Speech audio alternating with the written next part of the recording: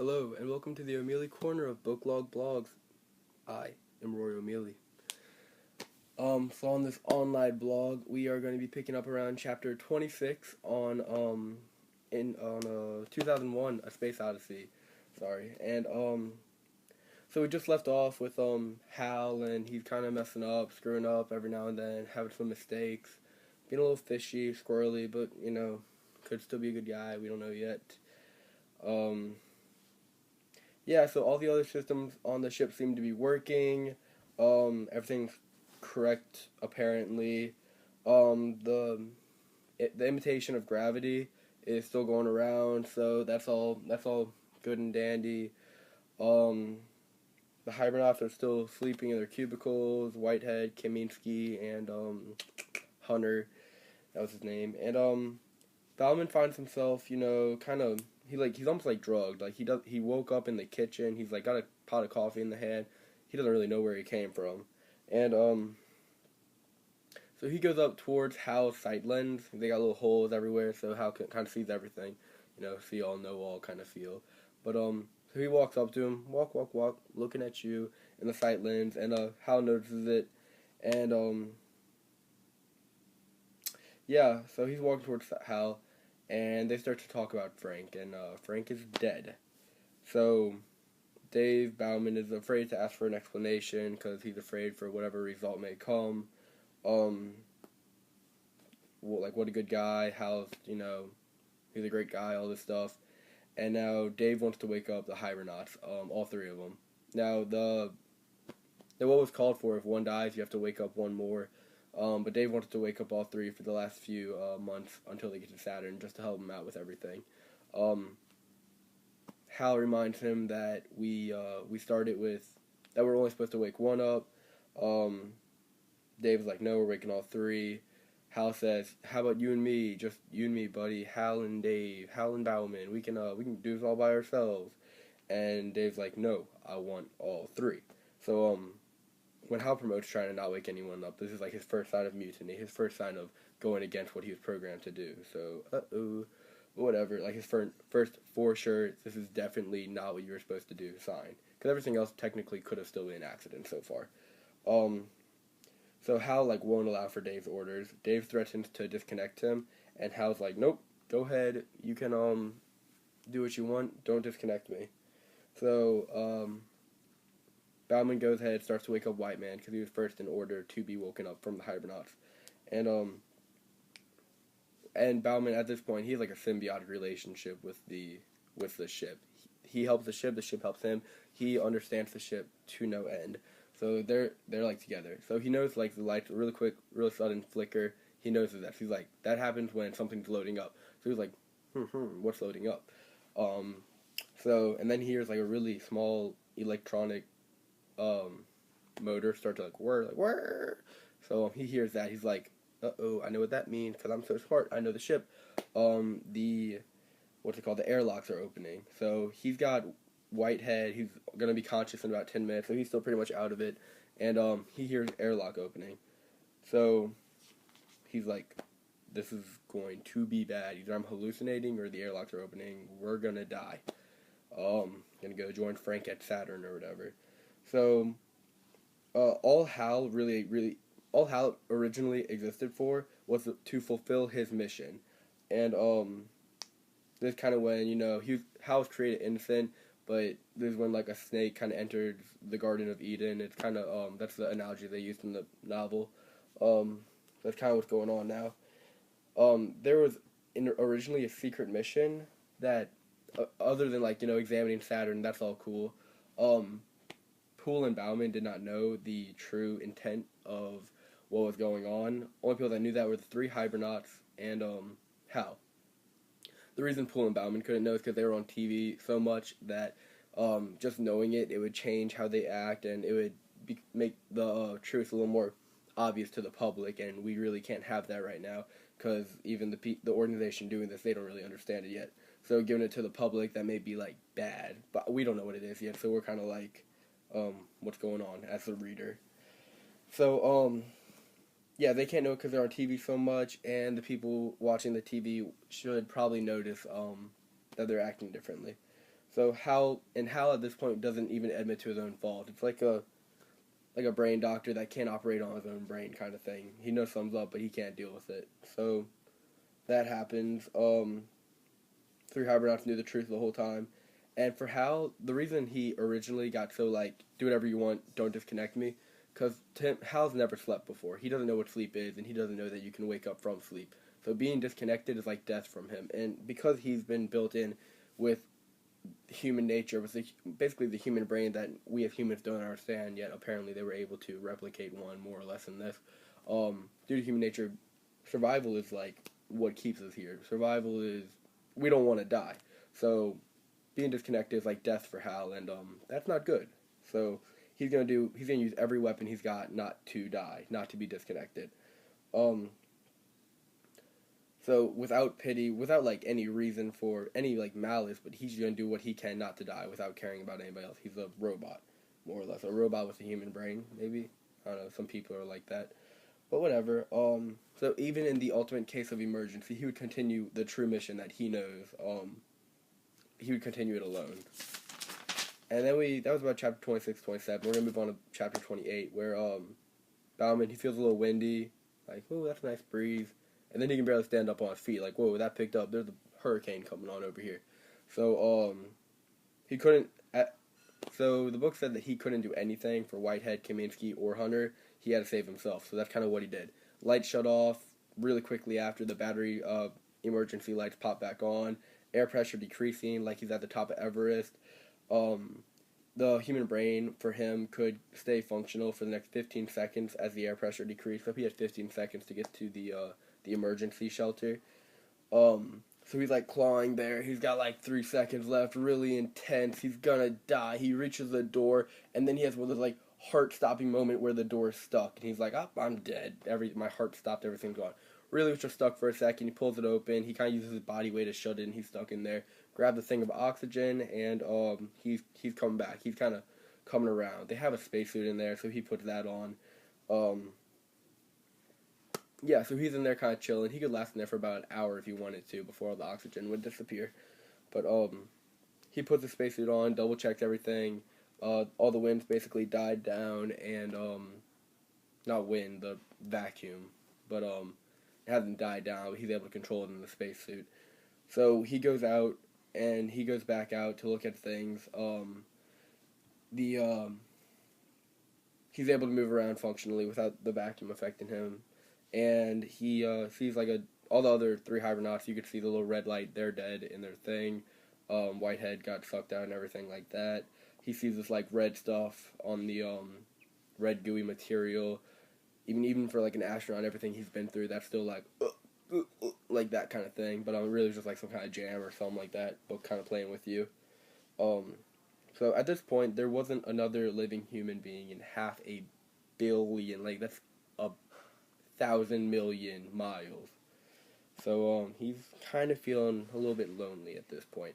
But the book says, I really liked it how he said it, he could not be truly safe until he was even lonelier than he is now, which implies getting rid of Hal. So Dave's walking around trying to shut Hal off, and it's really dangerous because basically Hal controls the ship. So all the automatic functions that move the ship, Dave was planning on leaving on, and all like the neurofunction, all the actual thinking that Hal could do, he's gonna pull that out. So Hal's like, "What you doing, Dave? Don't do that. I don't want to die. Did you find the problem? I'm still playing innocent. That wasn't my fault. That was an accident." And Dave's like, you coming out. So he goes in there, really intense, starts trying to pull out the neuro things. Hal starts spitting out 4 times 4 is 4.1101. He like starts spitting out a bunch of different math stuff. Starts saying rhymes, singing songs, talking about Mrs. Garchand or something like that apparently taught him how to sing songs and stuff. So you like teach a computer, kind of a weird idea. But it goes back to the days when he was created and or produced, I should say. And yeah, and at the final point, Dave has the last piece of material that would let Hal speak in his hand, and he almost has like a weird traumatizing conflict with himself. do I really want to do this? This is the last other thinking being that I'll ever be able to talk to for quite some time. Do I want to pull this out? And it's like, wait, it's gonna kill me. So he pulls it out, and that's that. And Hal goes, quote from the book, "Silent forever." So, whether that really is forever, I don't really know. Haven't got that far yet. Anyway, so if you were to look from the outside, the ship looks completely uninhabited. The airlocks are open. There's debris flying around. There's just a flying mechanical corpse that's going extremely fast through space. But after a while, the blue emergency light went off, and a brilliant glare just kind of replaced it. The ship Discovery, she's kind of being revived at this point, kind of reviving herself through all the automatic safety things. There was one of the scientists that was talking about him before they actually left, before any of this happened, said, we can make it foolproof, we can make it accident proof, we cannot make it intent, malice, behavior proof. So at this point, David Bauman really knows what's up with Hal. He goes back to the antenna, the AE35 unit that they were working on earlier, and he has to manually rotate it. And because they're at this point, they're going directly towards, or they're directly in view of the sun, which is basically where Earth is. It's all in line, so it's pretty easy to shoot it back at it. Earlier said it's to a thousandth of a degree, so I'm not really sure how he so easily got it in line, but whatever. Apparently, it's not that hard to angle something to a thousandth of a degree in space. I don't know, maybe I'm just not talented like him. Anyway, so he manually puts the antenna back at Earth, and sent them kind of information about what's happened. Everybody's dead. Shut Hal off. He screwed up. And the question really is, like, what could they send back? Be like, good luck, dude. You're in space. You're gonna die. But no, when they come back, this is like the next chapter, chapter 30, gets kind of like in detail with a lot of like realization moments. So we're gonna dive into that. We go back to Dr. Haywood Floyd from the discovery of the black slab back on the moon from like forever ago.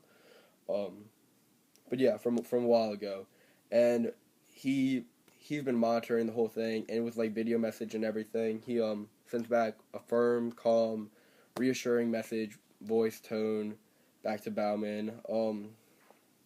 They thought they know the problem with the ship's HAL 9000, but that's not really a critical problem right now, so they weren't really going to deal with that. So they're just trying to like let that go for now. They're going to discuss it later, not a critical problem. And Hal was earlier talking, may have mentioned this earlier, that there was really a secret mission that Hal knew and the three hibernauts knew, but yeah, I did. But Poole and Bauman could not know because they were on TV and all this other stuff, so it would be too obvious to the public. But Floyd comes to Bauman and starts talking about how we're going to tell you the secret, the real reason you're on this piece of junk ship in the middle of space. He would have told the true purpose, like when they were approaching Saturn, if everything had went well. But at this point, you got to tell the guy what's happening. So Bauman's gonna get told everything that happened. He's shown a pic of TMA-1, the black slab that they posed for in the beginning that we talked about back in like the first 10 chapters, of the astronauts posing in front of the black slab, and it's told that this is a sign of proof of another intelligent life, and the streak that went off in all the spacesuits of the astronauts that posed in the picture of Dr. Haywood Floyd's spacesuit after taking the picture with the slab was the byproduct of an unknown form of radiation that was aimed precisely at Saturn, because all their other probes and everything in space kind of traced it back to this, like it was at Saturn, like sniper at Saturn. So I remember this 2 years later than when that streak had actually occurred. So they've been able to do a ton of research and everything else on it. So the monolith, the black slab, emitted its pulse after interaction with the sunlight. I mean, this is the first sunlight it's touched in 3 million years. It's been underground for quite some time. So sunlight, it puts off the streak in 3 million years. Probably not a coincidence. But they may just got lucky like that in 3 million years. They pulled it out right when it gave off the shriek. But yeah, they're going off the fact that it's not a coincidence and that it reacted to sunlight and shot back to Saturn. Maybe some kind of signaling device, a sun triggered signaling device. Anyway, but yeah, the monolith was definitely deliberately buried. Many theories were examined, but whoever put it there, obviously they made stuff to last. Like they made this rock meant to last 3 million years. So there's a good chance that they made their civilization to last 3 million years, and they could still be wherever they are. Whoever put it there, whatever species, alien, whatever put it there, don't really know yet. Yeah. So their original mission was to go to Saturn, where the radiation was pointed at, and explore all Saturn, try to figure that out. But now, as it's just Bauman, it's going to be a more or less like downsized version of the mission. But they're still going to go. They plan to possibly concentrate on the eighth satellite. It's called Japetus. Japetus, Japetus. Yeah, that's spelled right. And it's kind of a weird thing. It's like Japetus. We're gonna call it Japetus. On its orbit, on half of its orbit, it's 6 times brighter than it is on the other half, and it kind of has these like infrequent light flashes pointed pretty much at Earth. So there's a good chance that they say the humans were kind of like too dumb to realize that it was actually a signal coming from another intelligent life, whatever. And he was kind of too dumb to realize its message. But anyway, that's where he's headed now. It's pretty small. It's only 800 miles in diameter, so compared to most things that they're dealing with right now, that's tiny. But there's a good chance it's connected with TMA1, so we're gonna find that out. Like when it was flashing, it may have been like more of a cosmic heliograph thing, kind of like a message between species that the message of sight. You can't really like define any of that. But anyway, they don't know what to expect, good or bad. Maybe hostile until proven differently. They don't know to hope to hope for some. They don't know to fear whatever's coming at them. They may have 3 million. The species may have died like right after they planted that and have 3 million-year-old ruins. Maybe they died 10 years ago and they have 10-year-old ruins for all we know. And maybe they're still thriving and all that other stuff. So Bowman's kind of just like, well, now I gotta go do that by myself. And they're like, good luck. So they have like Dr. Fuller kind of has one of those, it's up to you, Bowman moments, and kind of leaves them off there, and that's where I'm going to leave you off, because that is what we've read up to as of now. That about wraps up chapter 30, chapter 26 through 30, chapters 26 through 30, and yep, thank you for watching. Have a wonderful whatever time of the day or night you may be currently watching this at, and eat your peas. Goodbye.